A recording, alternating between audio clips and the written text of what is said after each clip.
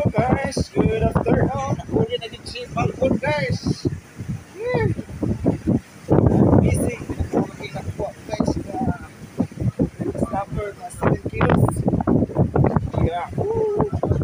Bring it down. Busy guys. Busy. Buhay dito sa dagat guys. Kita-kita.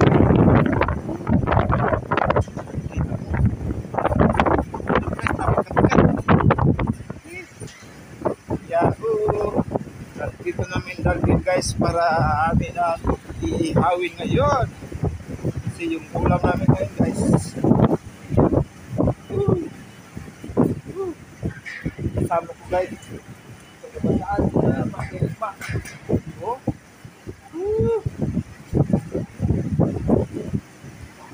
Gising. Guys. Ang buhay guys sa ibang bansa.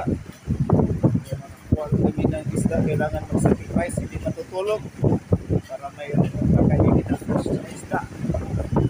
Malaki yung ano guys, bilis tarakito.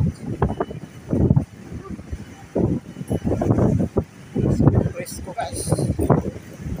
Buhay ko guys, napakabigat. Yahoo, huli ka pa po. Okay guys, ang buhay namin dito sa ibang bansa, kailangan ka mag-sacrifice, kailangan ka be patient, kailangan ka maghintay kung ano ang kailangan makukuha kasi ang buhay ay weather lang. Buhay dito sa dagat guys, kahit bad weather, ginagawa namin ang huli kami ng isda para mayroon kami kakainin na fresh na isda.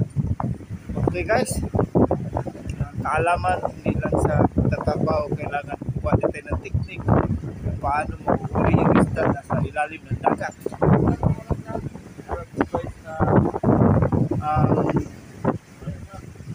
Ano guys, yung fisherman, hindi siya basta-basta, kailangan ka magtitiis, kailangan ka magtsatsaga, kailangan ka meron kang self-confidence, kailangan ka meron kang sipag at tiyaga, kailangan ka meron kang mga pangarap sa buhay para lang matutupad ang mga dreams mo sa buhay, lalo na sa pamilya. Always tanggit na malampalataya tayo sa Panginoon. Kailangan tayo maghintay sa tamang panahon. Ganyan ang buhay guys.